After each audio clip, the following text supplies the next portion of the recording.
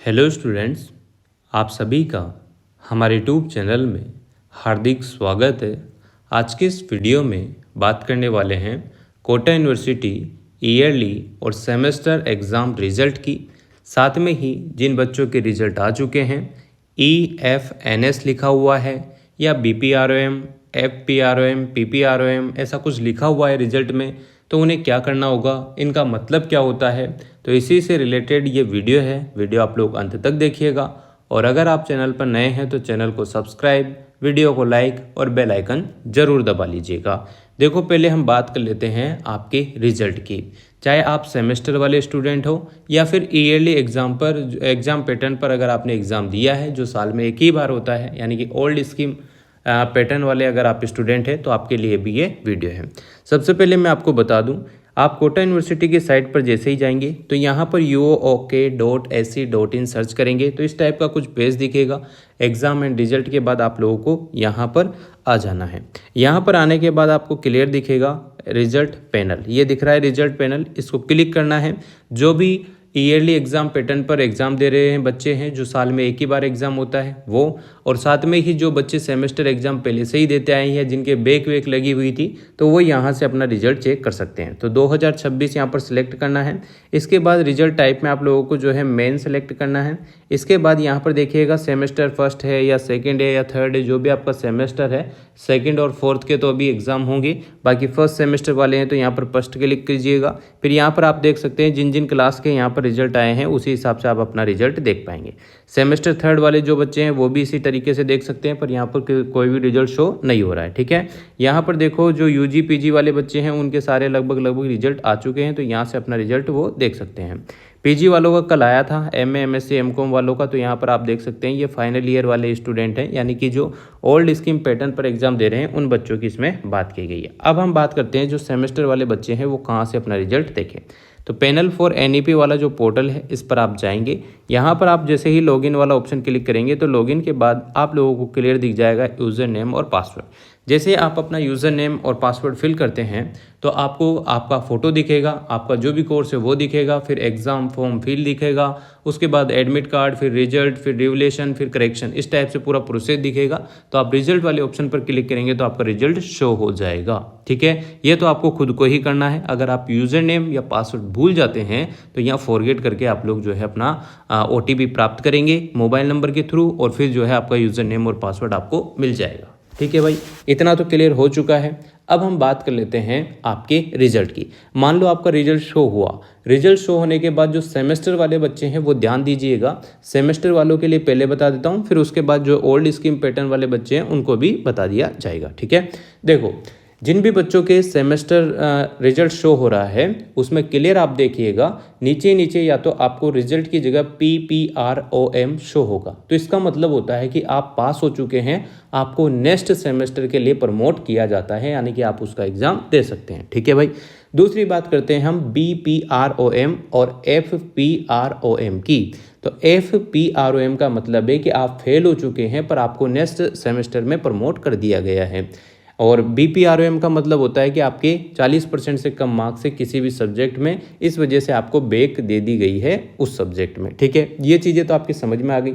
अब देखो बहुत सारे बच्चों के EFNS लिखा हुआ शो हो रहा है, वो क्यों हो रहा है, उसका मतलब क्या होता है मैं आपको बताता हूँ। जिन बच्चों के 2017 से यानी कि नई शिक्षा नीति के पहले से ही सेमेस्टर स्टार्ट हो चुके थे तो उन सभी बच्चों के EFNS लिखा हुआ शो हो रहा होगा। उसका मतलब भी यही होता है कि आपके 40% से कम मार्क्स उस सब्जेक्ट में आए हैं, यानी कि आपके बैक लग गई है। ठीक है, अब वो बैक एक सब्जेक्ट में भी लग सकती है, 5 में भी लग सकती है, 1 में भी लग सकती है, जितने आपके पेपर है उन सारों में भी लग सकती है। ठीक है ना, तो यहाँ पर अब आपके पास सॉल्यूशन क्या है ये तो समझ में आपके आ गया। जिनके AA लिखा हुआ है रिजल्ट में उसका मतलब वो एब्सेंट रहा था, या तो इंटरनल में या एक्सटर्नल में, या फिर उसके मिड टर्म टेस्ट की कॉपी वहाँ नहीं पूछी है यूनिवर्सिटी, या उसने प्रैक्टिकल नहीं दिया है तो वहाँ पर AA लिखा हुआ शो हो रहा होगा। ठीक है, तो और जिन बच्चों के रिजल्ट रुक जाता है, हालांकि रिजल्ट जब भी रुक जाता है तो आपको कोटा यूनिवर्सिटी जाना होता है। अगर पूरी क्लास का रुक गया है तो आप चिंता ना करें, आपका रिजल्ट 2-5 दिन में अपडेट हो जाता है। और अगर आपका एक ही बच्चे का रुका है रिजल्ट तो आप कोटा यूनिवर्सिटी जाकर खिड़की नंबर 105 या 103 या जो भी खिड़की है वहाँ पर आप पूछ लीजिएगा, वहाँ पर आपको आपका रिजल्ट बता दिया जाता है। एडमिट कार्ड आपको साथ लेकर जाना है, ठीक है, तो तभी आपको रिजल्ट बता पाएंगे। ये तो जानकारी सारी हो चुकी है।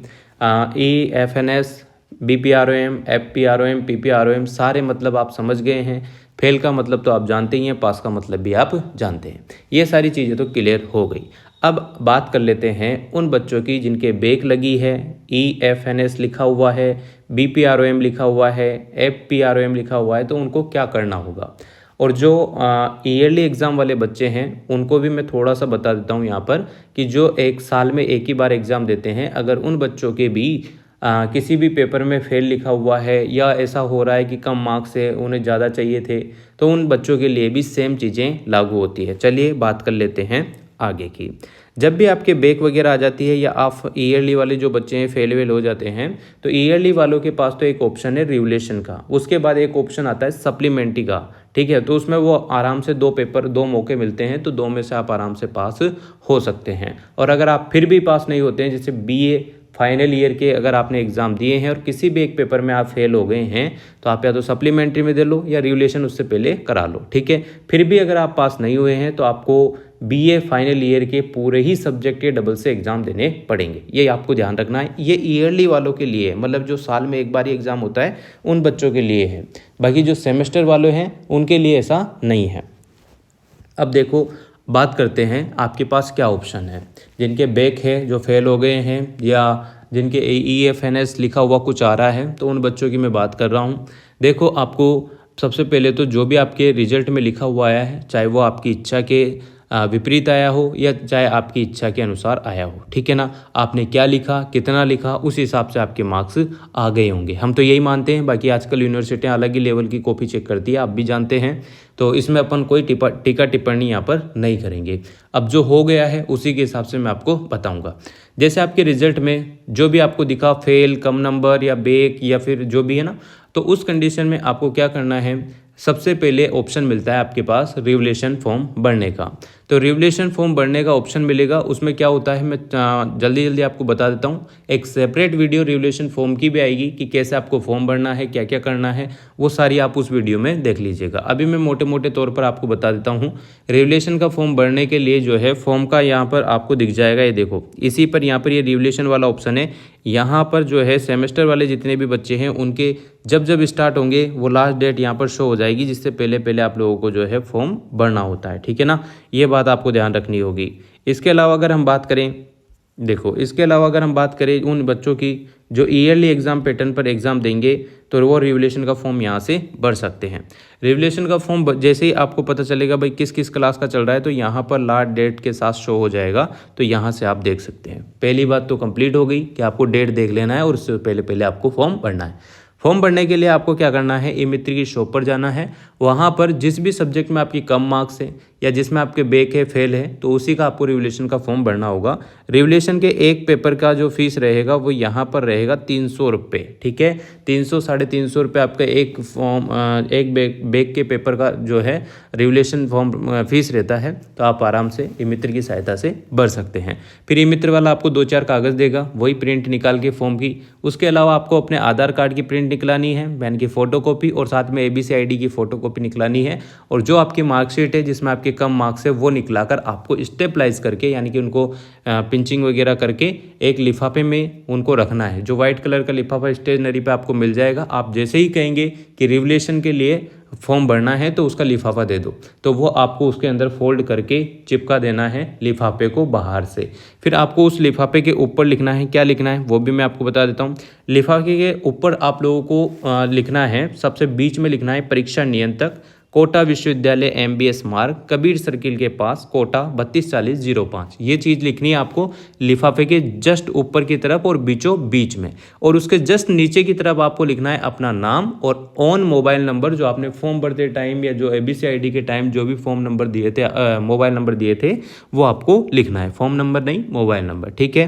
लिफाफा पैक करके आपको अपने नज़दीकी डाकघर में जाना है, वहाँ पर उसको स्पीड पोस्ट कराना है। तो वो जिस पते पर आप स्पीड पोस्ट करा रहे हैं वो वहाँ पर चला जाएगा। स्पीड पोस्ट का मतलब ये है कि वो जो लिफाफा है वो तुरंत वहाँ पर चला जाता है, यानी कि 1-2 घंटे के अंदर भी और 12 घंटे के अंदर भी चला जाता है। अगर आप स्पीड पोस्ट नहीं कराते हैं तो डाकघर के थ्रू वो 10 दिन में भी जा सकता है, 50 दिन में भी जा सकता है, डेट निकलने के बाद भी जा सकता है। तो इसलिए स्पीड पोस्ट करा जाता है। तो इसी पते पर वो ऑटोमेटिक पहुंच जाएगा। जो बच्चे कोटा में ही रहते हैं और वो खुद कोटा यूनिवर्सिटी जाकर फॉर्म सबमिट करना चाहते हैं तो वो लिफाफा ऐसे ही आपको तैयार करना है और उस लिफाफे को तैयार करके आपको कोटा जो यूनिवर्सिटी है उसमें परीक्षा नियंत्रक कार्यालय में उसको लिफाफे को दे देना है, ठीक है। यही प्रोसेस रहता है, इसके अलावा कोई प्रोसेस नहीं रहेगा। जितने पेपर में आपके बैक है उसी के हिसाब से आप अपना फॉर्म भर सकते हैं।